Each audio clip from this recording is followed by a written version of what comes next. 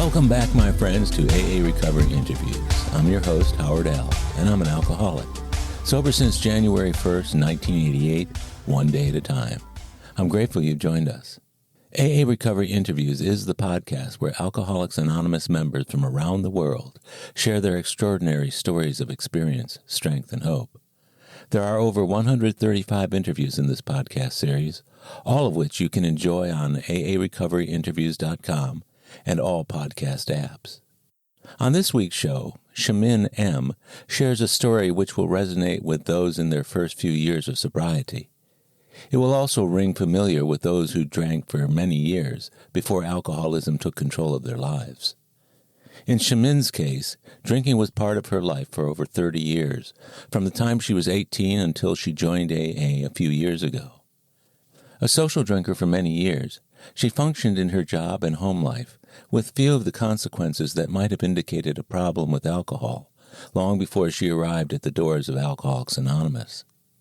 By the time Chimene noticed that her mostly innocuous drinking had morphed into serious alcohol abuse, she was loath to believe herself to be an alcoholic.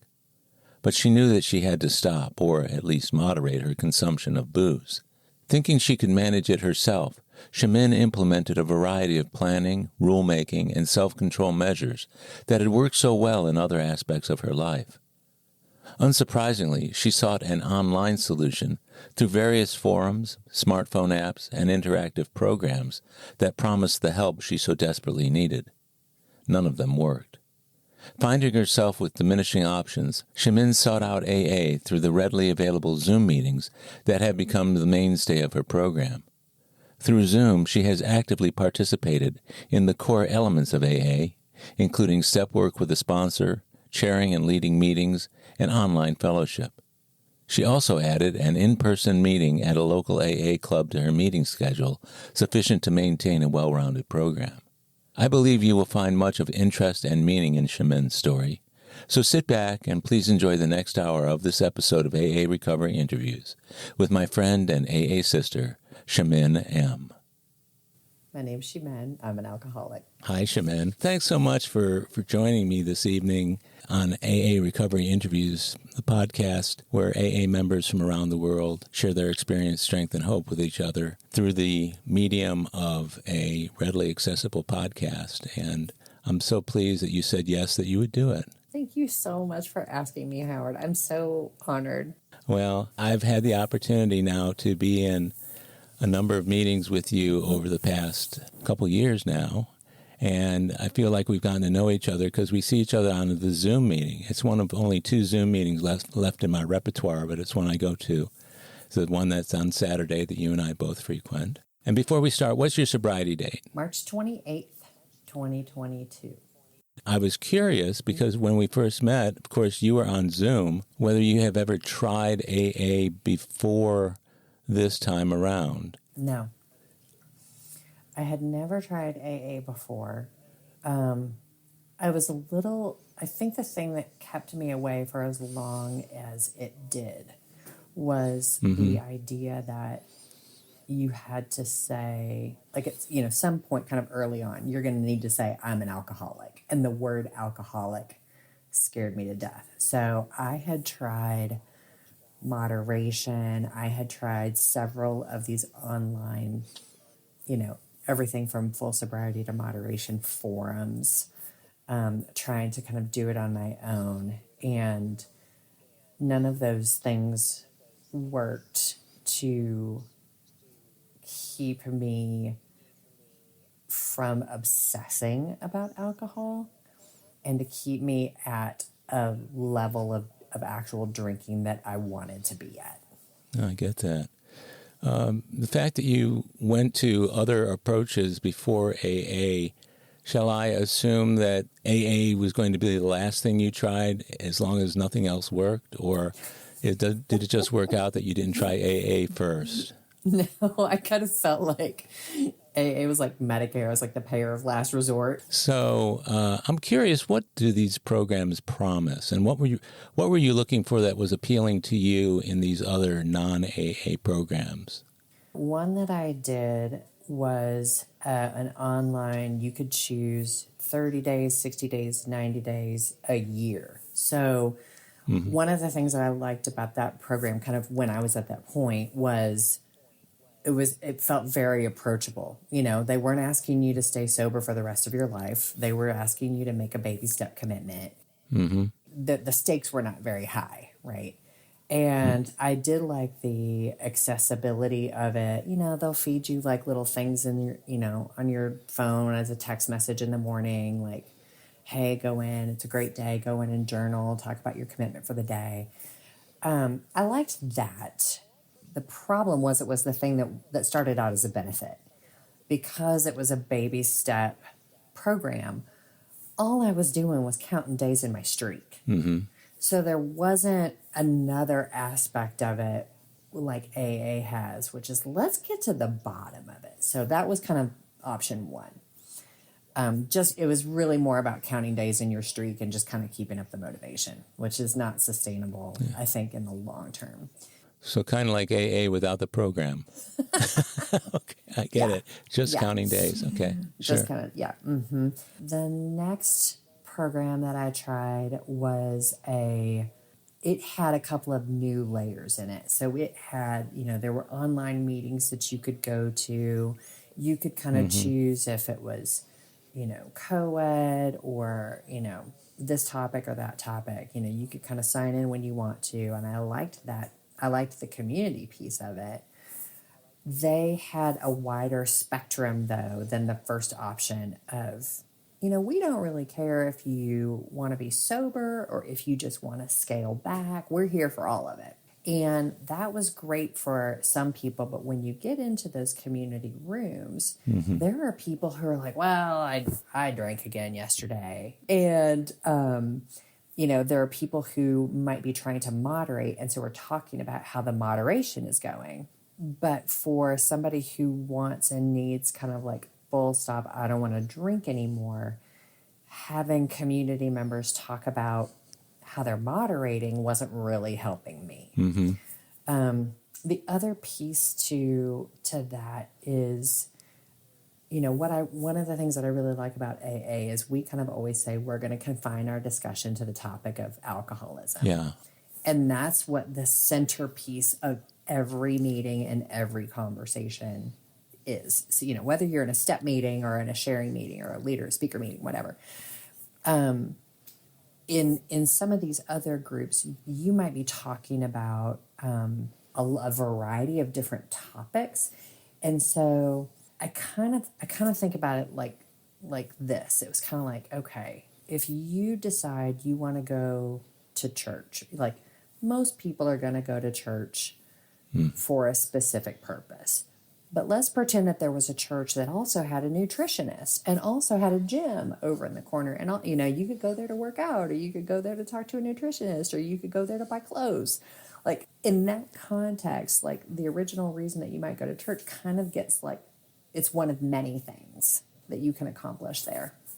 It's used to publicize and promote other products and programs and... Well, not necessarily. It's not like the organization, you know, the people behind the meetings. It's not like they're teeing up like, okay, today we're going to talk about this or today we're going to talk about that. But because there is no agreement on the scope of a conversation, the scope of the conversation could go a lot of different places and not necessarily talking about sobriety or moderation, if you will. It's kind of like all these external things that people have going on in their lives. And then like, if I could just figure out why I'm this way, then, you know, all these other things would work out in my life, you know? So it was a little bit unfocused for me. And so when I got to AA, it made me very thankful for the structure, for the clarity of purpose, for the clarity of intent. I wonder if the clarity of purpose and the clarity of intent of AA is exactly the thing that enables such a diverse group of folks to get together and to become each other's community and to and to become each other's friend. That is a great revelation. Yeah, I don't know of another forum where you would choose to walk into community with people who weren't more or less like you. Right. So in AA, we are people who would normally not mix. And what you were talking about there, the conversations open up to a lot of controversy, which is why the fact that AA is not allied with any sect, denomination, politics, organization, or institution, does not wish to engage in any controversy, neither endorses nor opposes any causes, is the reason why we as a group of people who would normally not mix can get together in a room and talk about what for most of us is the most important thing that they do in their lives, and that is staying sober, because we know, those of us who have the experience of being alcoholics, but having been out there as active alcoholics, we know that if we don't stay sober, we get nothing. We get nothing out of life, especially when we acknowledge that we really have a problem.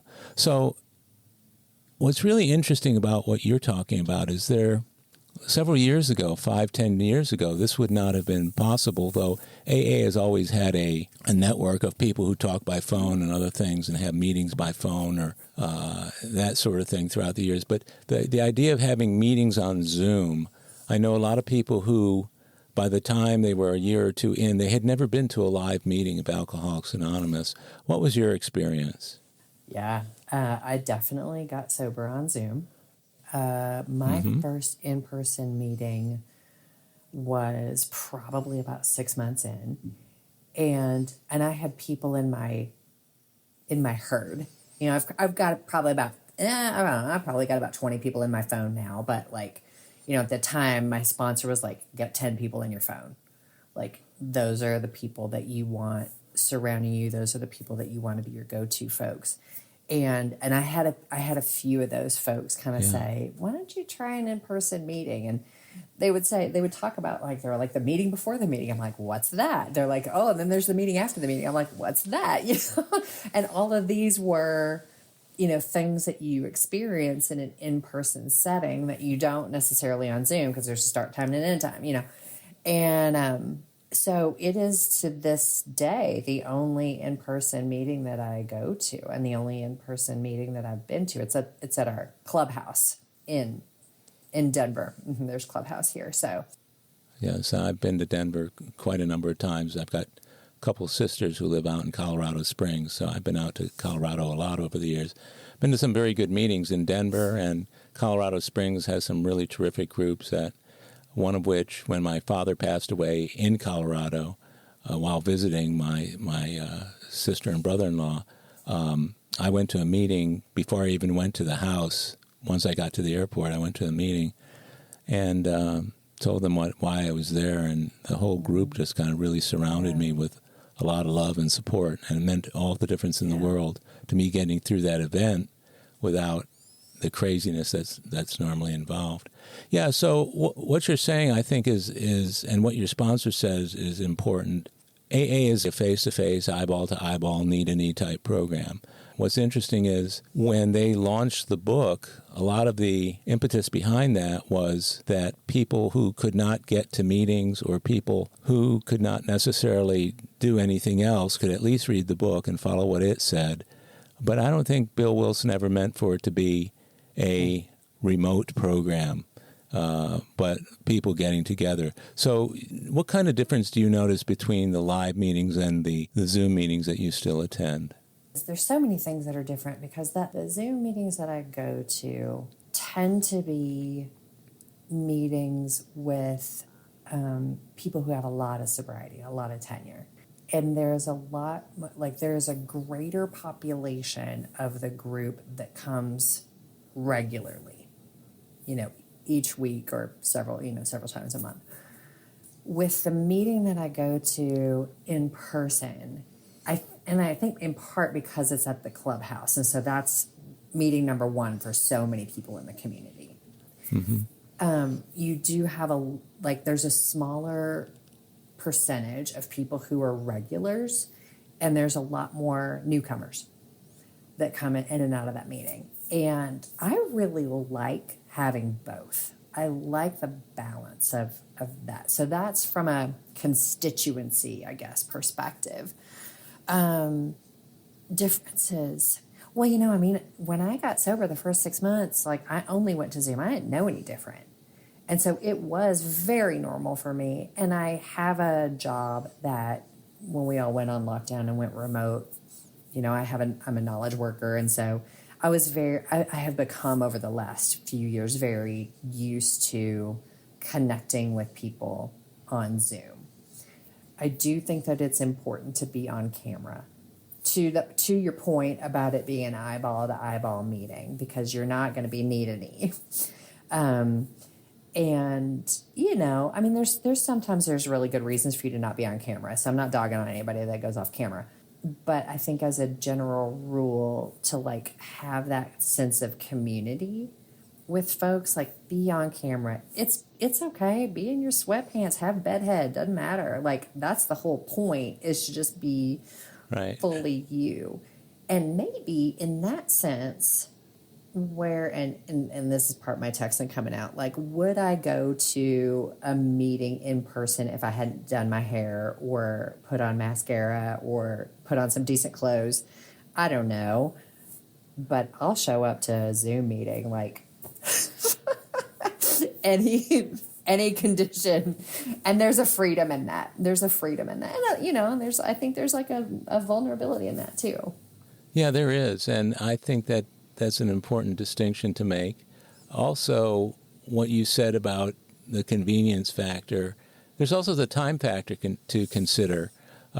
Most of the meetings that I go to, I live in a town that's a little bit south. It's really a suburb of Houston, but most of the meetings I go to are in Houston, and it's not uncommon for me to drive 20 to 30 minutes, sometimes even 40 minutes to get to a meeting. And I've been doing that for the better part of 35 years. And, of course, when COVID started, it just amazed me how much more time I had not having to drive and put up with Houston traffic to get to a midday meeting or an evening meeting or that sort of thing. So I think the convenience factor for people who might think that AA has intruded too much on their lives could at least take comfort in knowing that you can go to an AA meeting without a huge investment of anything beyond the hour-long time frame of the meeting. Have you considered going to more than just the one live meeting a week? Or I'm assuming the clubhouse has other meetings and other days at the same time. What are your thoughts on that? Well, I, in all honesty, I'm just kind of like riffing on what you just said about the convenience factor. At the end of the day, my higher power is the one who led me to AA, who said it's time and enabled me to take that first step. That said, I'm kind of stubborn, and I was already kind of dealing with I don't want to say I'm an alcoholic, all this stuff. I don't know that I would have stuck with it with as little fight if I hadn't had Zoom. Yeah. If I had to get in my car and go somewhere and, like you said, the commute time and all the parking and all that kind of stuff, that was a barrier to staying with AA and to going to meetings as frequently as I did, especially in those early days. I don't know that I would have done it if it hadn't been so abundantly easy. And the nice thing about Zoom, too, is that the whole world has opened up. Like I'm on a meeting. My Saturday morning meeting originated in LA. Never would have gone to that meeting. And so, like, I'm not confined to just meetings in Denver, just meetings that are within a 10-mile radius of my house. Like, I've got the whole world. Mm-hmm. I just think that like the ability to connect with people in your own home, when you get off of work, you don't have to go anywhere. You can just log into a meeting or whatever. I think that Zoom has actually been a huge enabler of my sobriety. Oh, yeah. Now, I am really glad that I do go to the meeting once a week in person, and I'm not opposed to going to more of them. I am in a little bit of a routine now where, like, I've got my meetings. I'm very consistent. I go to all of them every week.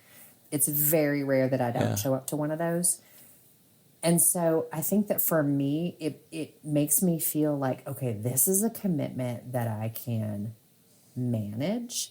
I've got both options. I've got a variety of different types of meetings. Mm-hmm. And I'm also not just relying on the meetings that I go to as part of my program. So it's a big time and energy investment, and I feel like I'm doing it in the right places.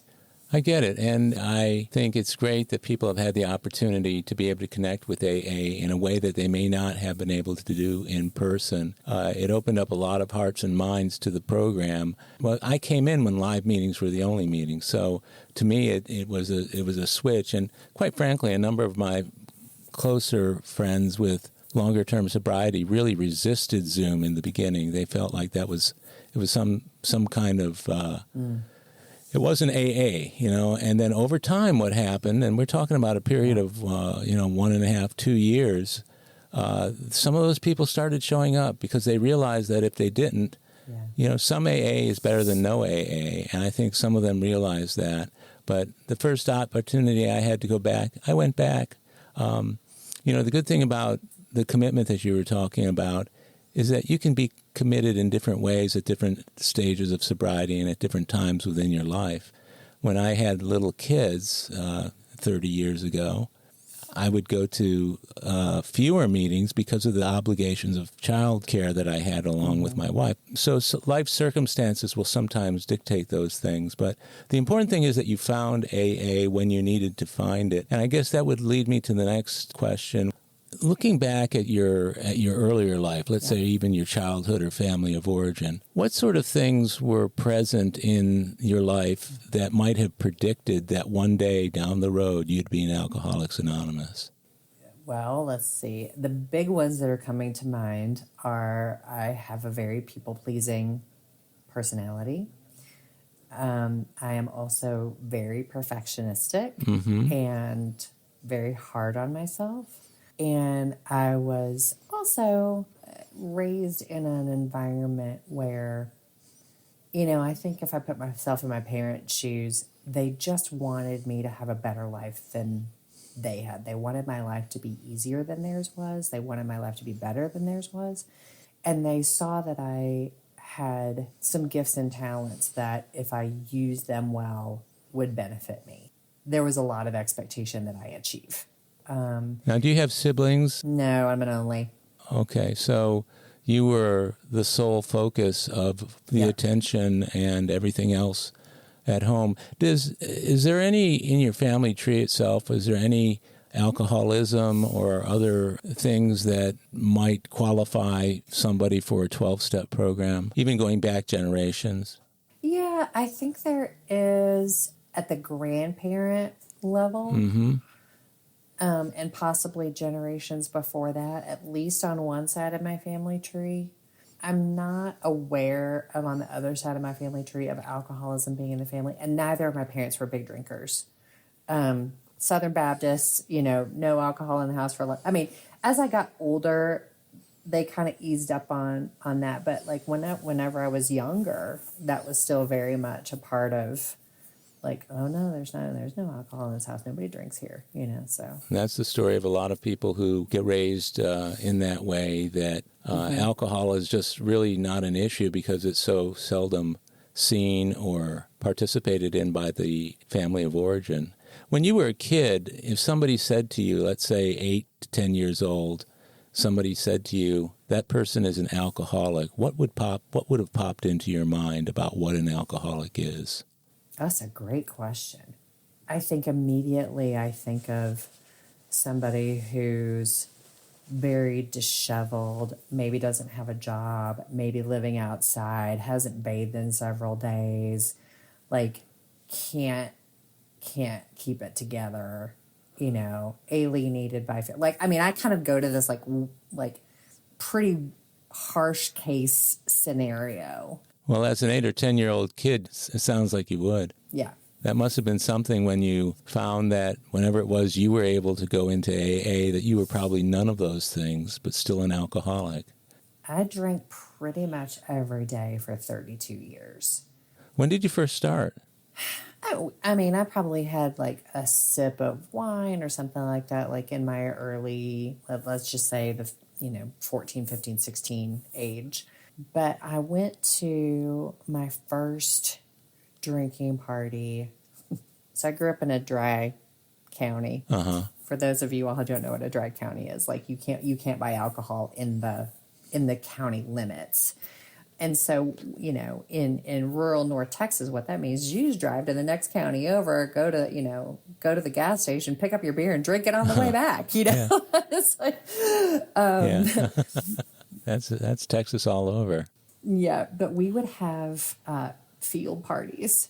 And so, just like I don't even know whose property it was, just like we would all agree, like go out to place number 3, bring your alcohol, and we'd all drink in a field, And that was what people did like every weekend in my hometown. And the first time I went to a field party I was probably 18. It was like spring semester, my senior year in high school. So I wasn't a drinker all the way through high school, all the way through living with my parents. But when I got to college, it was game on. So you really began about the same time I did. I had sips and different things over my life. I didn't really start drinking until I went off to college. Tell me about the first drinking that you did and how it affected you and what you either liked or disliked about it. I think that I have always been a little bit of a snob when it comes to alcohol. So, when I went to college, the first few parties that you go to are frat parties, it's always a kegger.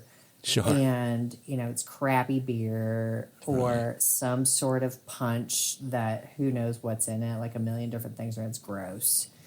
And I was never super tempted by that. I kind of fancied myself like this humanities major, philosophy, let's get together with a few friends and have some wine and, talk about all the world's problems and figure it all out. Kind of a bohemian type of arrangement, huh? Yeah. Yeah, I remember being in, and that was kind of the scene that I preferred, where it was like, I would go with my friends to study at a coffee shop, and then there was this little place. So I went to the University of Texas, in the early 90s when I was there was this darling little French cafe called Les Amis. And it was rustic. It was kind of beat up, old wooden tables and things like this, dimly lit. And you could order like a carafe of wine that was, like whatever, not a name brand at all, for like $4. And I remember like being there one night with a couple of my friends, and the topic of conversation was, aren't we all just brains in a vat? And that like this whole nonsense conversation about like what's really, what is really life all about, was kind of centered around us, being very fancy and being in this fake French cafe and drinking our fake wine and, all of this. It was very pretentious, and I loved it. Oh, that's great. What a great way to experiment with the type of persona you want to have when you're drinking. Yeah. When you drank, did you get drunk? Did you black out? What was the feeling associated with being drunk? I definitely have stories of being blackout drunk. Absolutely, I do. By and large, this is not the type of alcoholic that I am. I tended to do like, 3 glasses of wine a day. Sometimes more, like when I was younger, kind of trying to figure out what that sweet spot was. But I really liked getting to just kind of a point where the conversation could become really deep, where friends could get closer. When I was younger, there was a little bit of like inhibition lowering, making me feel more confident about myself, for sure. But I I don't really have a lot of memories of being like a rowdy drunk or a particularly belligerent drunk or anything like that, but I had a buzz and certainly probably didn't need to be driving as much as I did whenever I was drinking. But it was very much, I think that we're on to something as we're talking about this, like this persona of the type of person that I wanted to be, which was like smart and deep thinker and, knowledgeable about wine. Sociable and in society kind of thing. Yep. Yeah, I get that. Alcohol makes that a lot easier to do, at least in our minds. Whether we actually accomplish that while we're drinking, I don't know that I was ever invited back to places after I spent a night drinking there. So you're always in search of some new place and some new adventures when we're drinking. But so you drank for a period until you came into AA. You drank, you said, for 32 years.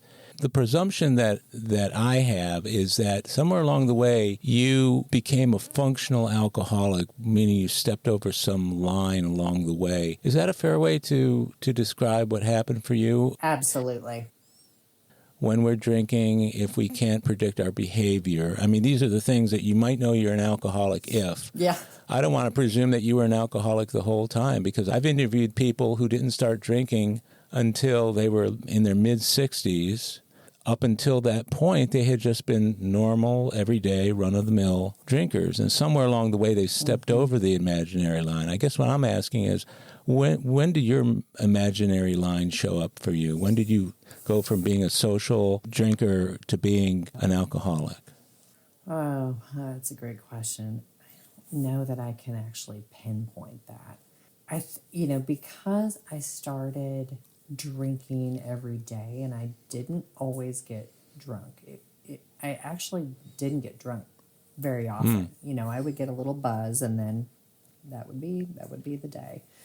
But I do remember drinking very consistently day over day. So to your question about when I wasn't drinking, did I think about it? Yeah, absolutely.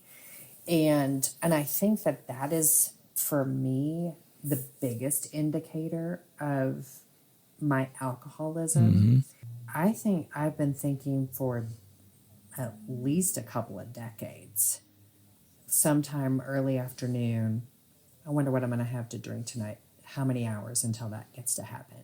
I created a lot of rules for myself. And, it's kind of I was talking about earlier, like I like structure, I like order. So that's the best way to do is just create some rules and then you won't be an alcoholic because you never drink before, you never drink before 5 and you don't have more than 3 drinks a night or, whatever. I always had these limits. As long as I didn't violate those limits, then I wasn't an alcoholic. I was managing it just fine. And I could stop at any time. But I spent a lot of energy adhering to the rules. Yeah.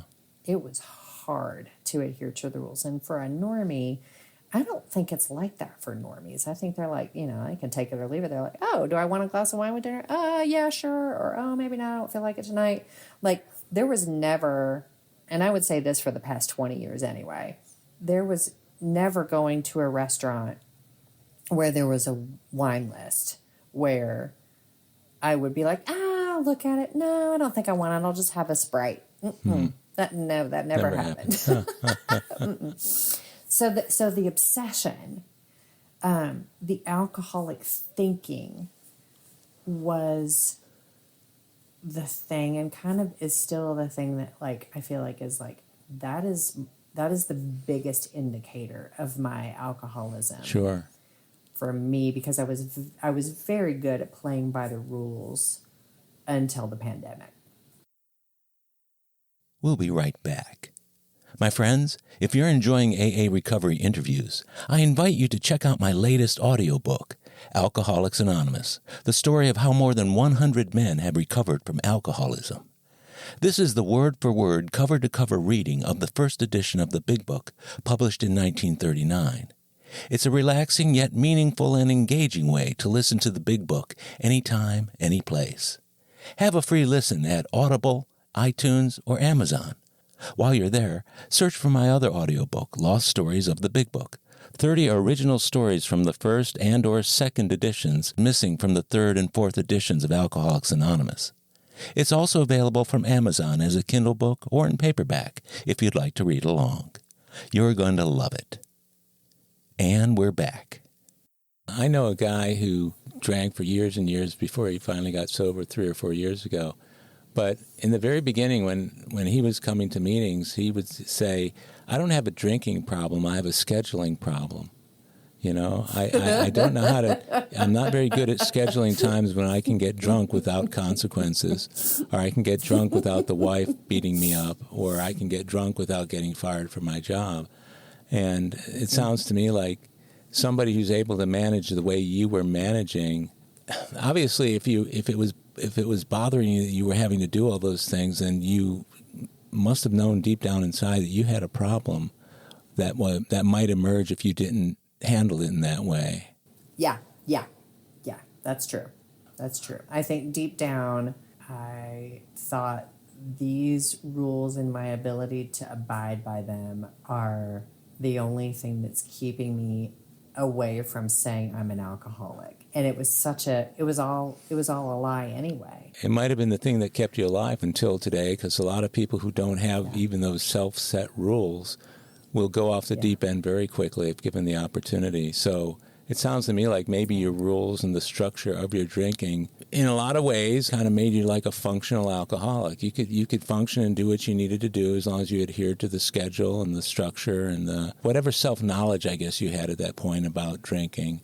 During the time that you were drinking, what kind of consequences did you have from your drinking on occasion or frequently? Or did you have none? I mean, some people don't have any. I'm really lucky in the sense that I don't have a lot of external or visible consequences. The biggest ones, I was much more promiscuous. I was much more prone to one-night stands, things that I wouldn't have probably been excited about doing if I had been sober. That was probably the biggest one. I have memories of kind of like getting into arguments with people and having to kind of like pull out of that and apologize the next day. I had a boyfriend, and we went to his sister's wedding together and got into a huge fight, after which we broke up, and I will regret forever ruining his experience of his sister's wedding. That, there's nothing you can do about that. Yeah, thank God you'll have the opportunity to clean off your side of the street with regard to that particular situation.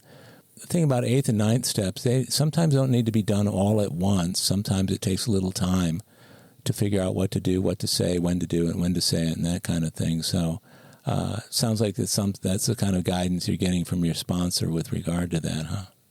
Yeah, I didn't have external consequences. The consequences to me internally in my mind were awful. So, and this is something that I really think that sobriety has just been so amazing. I have suffered from depression since I was 11 years old.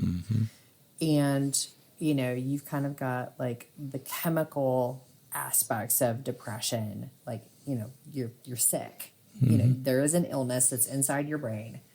And then coupled with the environmental things like being a people pleaser, being perfectionistic, a lot of pressure to perform, a lot of pressure to achieve, all those things. And so you can imagine that like somebody who's managing alcoholism that she's not admitted to, by putting even more rules around herself, is just like, it's like that scene. Remember the original, I think it's the original Star Wars. It's Han Solo and Luke Skywalker and Princess Leia in this giant trash compactor. Yeah, right. Like, that's what it felt like to be me for so many years. There's a couple of decisions. One is the decision that you're like, I'm not gonna drink. I'm gonna say the A word. I'm gonna say I'm an alcoholic, I'm not going to drink. I'm going to go down this path and I'm going to renew that commitment every day. And I'm going to, call on my higher power to help me get through the every day. When you make that macro decision, in so many ways, it eliminates all of these micro decisions about like, am I going to drink today? Is this the, I said I was only going to drink 3 days a week. Is this one of those days or do I have to wait till the next one? Like all that's gone, right? You're just not going to drink anymore. So the micro decisions are gone. And all of the rules that I was putting around myself, that weight was lifted once I made the decision to get sober and to take that step. The other piece was working the steps of the program and kind of understanding that the secret that they don't tell you, which is like, oh, this isn't just about not drinking. This is about living the life that you were always meant to lead. The freedom in my mind that has started to happen and that I have seen particularly over this last year has been just incredible. Like I can't even tell you all the pressure that I felt I was under to be good enough to perform, to be the best one at this, to be, whatever superlative you want. That was what I thought I needed to be in any given situation. That's a powerful realization, isn't it, Chimene? Yeah. Just to be able to let that go and say, my higher power's got it. It's okay. It really does. It shines a lot of light. What you were saying about the depression, and you and I have talked about this offline because I've suffered with clinical depression. It occurred to me somewhere along the way, and it wasn't until after I'd gotten sober that I might have dealt with the depression much earlier than I did, but I was drinking and smoking marijuana all the time, so I would leave dealing with my depression until the next time I was depressed, and then which was usually the next day. And then the alcohol didn't make that any better. I'm curious whether you noticed the same thing with regard to your depression. Yes. And one of the things that I did not want to admit to, and I've had more than one psychiatrist tell me, well, if you're drinking, you're not doing yourself any favors if you're on meds and you've got depression. And I'm like, yeah, whatever. There's lots of people, I would find some way to rationalize it because I did not want to give up the drink. Yeah. And oh my God, if I had given up the drink ages ago, kind of to your point, like if I had known then what I know now about what it can feel like, would I not have signed up for it? To live a sober life like ages and ages ago. I often wonder too, and to your point, I often wonder, had I not been drinking or using drugs for a total of 12 years, because I started at 18, I finished at almost 31, but there was a lot in that time, and that was also pivotal times of having to make certain decisions about jobs, about relationships, and everything else. And certainly there's nothing to be gained by reminiscing about what could have been, but with specific regard to the antidepressants, I never really admitted to the psychiatrist or the other people that I was drinking or smoking as much as I really was, and had some of them pulled me aside and said, the reason why you're still depressed, even while you're taking Prozac or Zoloft, is because of the drinking. And the drinking's not doing your brain any good while you're trying to do it some good with these antidepressants. So I just find it interesting. The more people I talk to about it, the more I realize we've probably done some irreparable damage to our brains anyway with the drinking and the drugs. So it's almost like whatever starting line we thought we had with the meds has actually gotten pushed back quite a ways. Yeah. Yeah. But for me, I had 2 conversations with a doctor that I can think about very clearly. One psychiatrist really laid off, like she knew that I drank every day. She did not harp on that too much. And at the time when I started seeing her, I think it's always really hard for these docs to like figure out how to approach that conversation. I wasn't ready to give it up. And so her approach was to just, not make a big deal out of it. I did have one psychiatrist. I was new to his practice. And so, like, probably by the second time I saw him, he flat out said, I think that you are consuming too much alcohol, particularly on top of your depression. And I think that you need to go to a meeting. And I was furious. How many years ago was that? 2016. So 6 years before you actually came into AA, you had someone recommend it to you based on what he saw. And I fired him, didn't I? Well, yeah. I mean, what do you need him for? Obviously, yeah. If he's giving you that kind of advice, what the heck do you need him for? I get that. Why doesn't he stay on topic? Yeah, and what's crazy about that is that all of that is about the patient self-reporting on how much they drink. So, unless a psychiatrist or a therapist can see you in your cups or can visit you in the hospital after you have alcohol poisoning or after you've had a car crash, everything is self-reported by the person who's probably doing the best they can to hide it, even from the people who can help them most. I feel like I only lied a little bit. I underreported, but I'm like my psychiatrist knew that I drank every day, but I think that I was also minimizing. So coming up on 2022 then, during those years, were you keeping jobs? Were you able to drive without getting pulled over for drinking? What kind of things were going on during those years that were affected by alcohol? Miraculously, I was able to keep jobs. I never got pulled over for drinking. Mm-hmm. I'm very fortunate because there were certainly enough times when I made poor decisions. Mm-hmm. It wasn't until the pandemic that I started day drinking while at work. Mm. This is while you were home? Mm-hmm. Okay, so you were working from home then. And that was kind of the point where, like, I started breaking my rules. Uh-huh. Or I started redefining the rules, So it used to mean for years and years, it was like, don't drink before the end of the work, and the end of the work day, 4:35, whatever, until you're done with your work. Mm-hmm.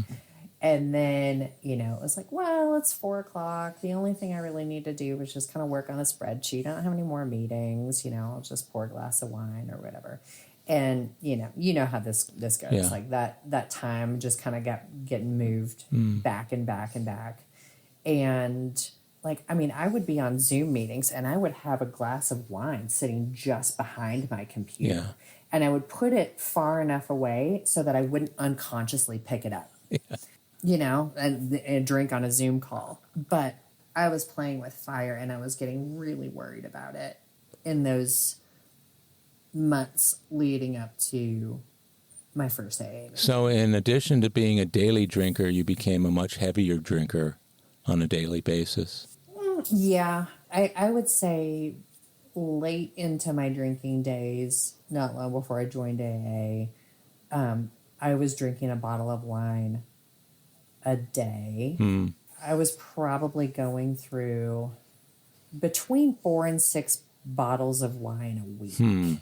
So I wouldn't necessarily drink a bottle of wine every day, but it was, I had moved the goalposts enough times where I'm like, I see where this is going and it's not going to a good place. And I don't want to, we all have a bottom, like we all bottom out, but like, I don't want to get a DUI before I make a change. Yeah, I get that.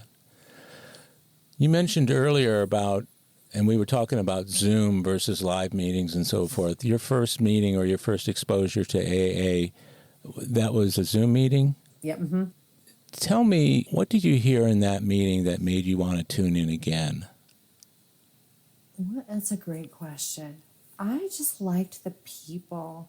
I liked seeing people from a broad range of generations. It was so interesting because, there's a lot of people on AA that will talk about how much they love AA. I love this program. I love Alcoholics Anonymous. Mm-hmm. And I tend to approach those kinds of, when I hear things like that, I tend to approach that with suspicion. And so I would hear people, very early days, and I think even in this first meeting, just, I love Alcoholics Anonymous. And I'm like, oh my gosh, this is a cult. Like,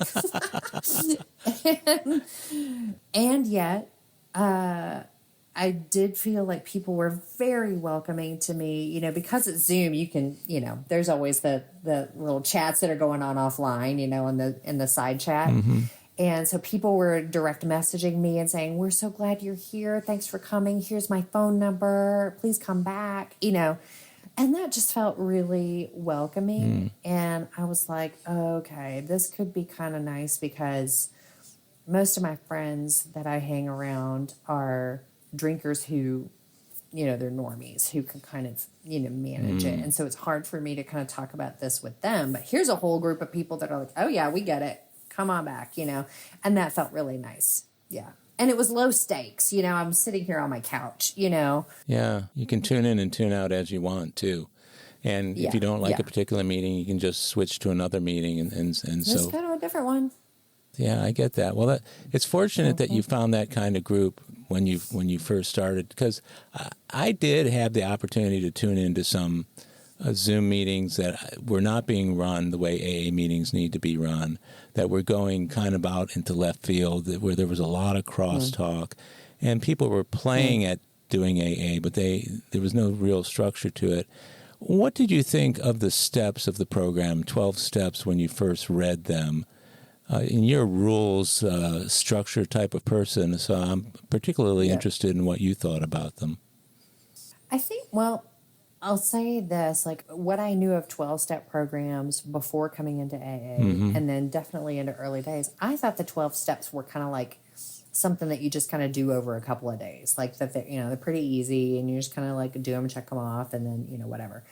I didn't realize how much work is involved and how intense they can be, and kind of like that's a commitment on its own. But I did like the structure. I'll bet. I did like that all of these people, all over the world are saying, did those exact 12. Yep, did those exact 12, and there hasn't been any like, well, let's relook at the 12 steps and just make sure, like, is there, in the vein of continuous improvement, do we want to make any changes to this? Like my whole world at work is always continuous improvement this and continuous improvement that. And I do like the sameness of the steps. And I'll make a commentary on the big book too. So I tend to be a bit of a feminist. And when I first read the big book, I was like, oh my gosh, patriarchy everywhere, and I was like, why don't they change this language? This is so male dominated, male centric, all this kind of stuff. And like, I took a lot of issue with the big book in my early days. And thankfully I have people in my herd who are like, yep, hang tight with it. Yeah. Yes, that's irksome. Like nobody was trying to kind of talk me out of my opinion, which I appreciated very much. And the place that I have come to with the language of the big book is, sure, like, would I like it to be different? Yeah.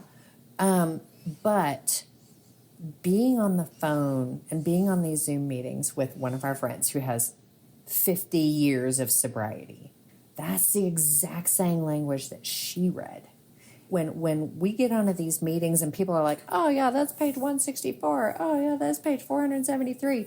Like it's that language, because it hasn't changed, has allowed people to memorize, and it's a code. You can be like, oh, pages 86 to 89. I don't even know if I'm getting these right, but like people are like, oh yeah, I know exactly which passage you're talking about. And if the big book were regularly going through continuous improvement, that you lose some of that thread that binds generations of recovering alcoholics together. And so it is something that I'm like, I'm not going to die on this hill. Like, that I'm okay with it, because the upside of the strength of the community in being able to have the language the way it is, very little alteration over the additions, not let's look at this every single year and try to make it better, whatever. there is something that holds us together as a community in that, and I'm okay with it. Yeah, and that's important to be okay with it, because it's been my experience that my inner critic, at least early on in the program, my inner critic was taking a look at the steps and saying, oh no, they've got God up there. What are they going to try and, they're going to shove all these different religious fanaticisms at me. But I was just sick enough and desperate enough that I said, well, okay, I guess I'll just put up with them. And of course, they never materialized. That was just my irrational thinking at the time. But the fact that you were willing to let the book be the book, I think the importance of the first 164 pages not changing, and there have been slight changes to them over the years, but is that people can come into the program at any time, and the guy with 1 week is reading the same text as the guy with 40 years. And so everybody at least is in the same prayer book, so to speak. They're singing the same hymns. And I don't want to make too close of a connection there. But, to me, I think a lot of the people, I sponsor some guys who are just big book, I don't want to even say fanatics, but they are fanatics. They're fans of the big book. And so they are able to go into a meeting and back almost anything they say up with some quote from the big book. And I think it's good for there to be people like that out there.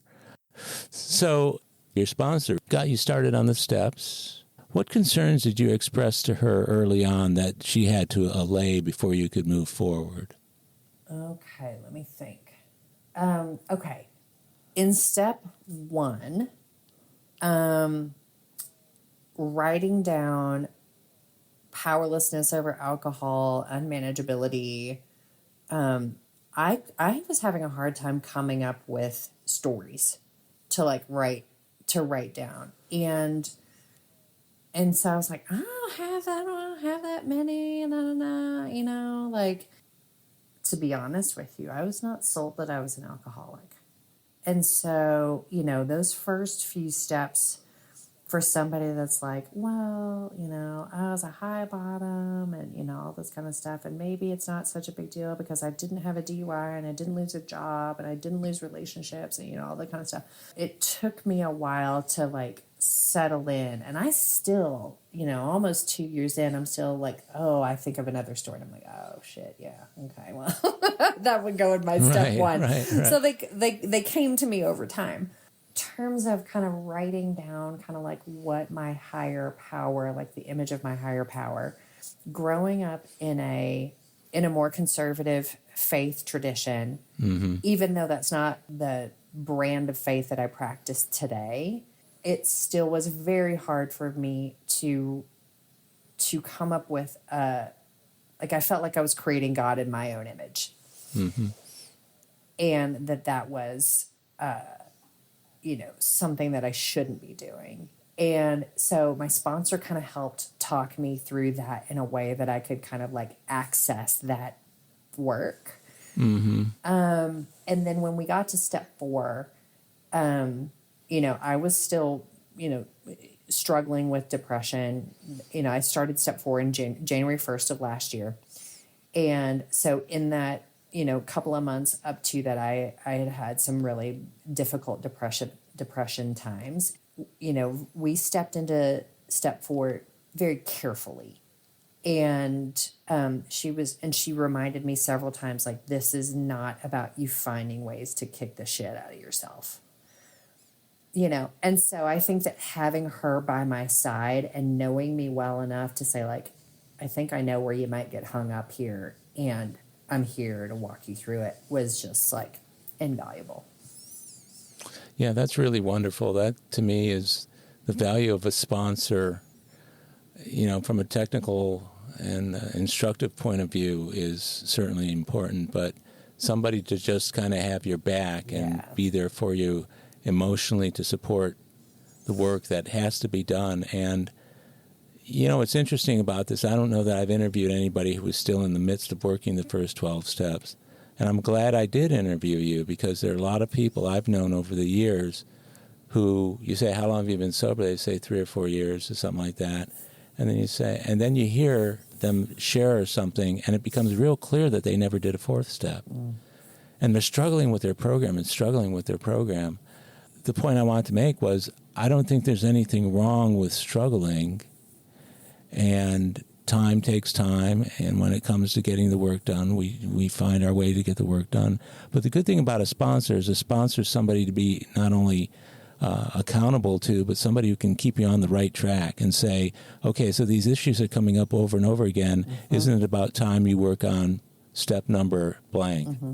Mm-hmm. It took me 10 months to do step 4. And I know that there are pros and cons to that approach of just taking it really long and thinking every single thing through your whole life and being super detailed about it. But for me, taking that long, and it's hard, and so I had to kind of pace myself, and my sponsor would be like, have you done any step 4 this week? And I'd be like, and so we would set weekly goals, like, all right, I'm going to do 15 lines, and that kind of helped me, just like a coach would at the gym. That kind of helped me to like do my exercises, just a few a week. You don't have to spend a ton of time on it. So being able to like look at my entire life and all of the hurts and all the resentments that I held kind of all at once, and doing that step 5, my step 5 was 13-hour day. Must have been incredibly healing. Yep. So incredible. Mm-hmm. And people need to hear that it can have that kind of impact. Mm-hmm. No matter where you are within the steps, I believe that there's power to be held in each one of those steps to change our lives, if for nothing more than just to move on to the next step. What I've noticed about people I've been close to in the program, including those I've sponsored, is that there's nothing like getting ready or making the commitment to be a sponsor that keeps people on their step game, probably better than anything else, because it's hard to sponsor somebody and have something to say to them about something that you're not doing yourself, Oh, yeah. Yeah. But I predict when you're ready to become a sponsor and you've done the work necessary to bring yourself to that point, that you're going to be a great sponsor. Thank you, Howard. I've had a chance to get to know you, and you've got really terrific empathy. You seek to understand while you're in the process of accepting, and I think that that's something that's very difficult for most of us to do. But it sounds like you're doing that, and I really appreciate the fact that you've taken all this time to talk to me, and I think there will be people who listen to this who will find it refreshing to know that no matter where they are in their program, they can take heart with some of the things that you said, and I will never stop encouraging more meetings. And I say that to everybody I know, more meetings. You do, yep. Life's going bad, more meetings. Life's not going so well, more meetings. Life is going great, even then, more meetings. Yep. Because if people don't hear about the successes, they're just going to assume that AA is for people whose asses are falling off. We heard that a lot. Yep. And I love that you are a reminder of the discipline. It's like going to the gym, right? It's just kind of like, yeah, you can be in really good shape, and in order to stay that way, you still got to go to the gym. You still got to keep working out. And you are very good about like saying like, yeah, consistency, is key. And I would rather err on the side of saying too much than saying too little. Because sometimes you go to a meeting, whether it's online or in person, and the assumption I think we all naturally make is that person's doing okay. And then you hear them share about how their entire world's falling apart. Mm-hmm. And to me, it brings to mind the fact that I can't know until I engage with them by staying after the meeting or getting their phone number and calling.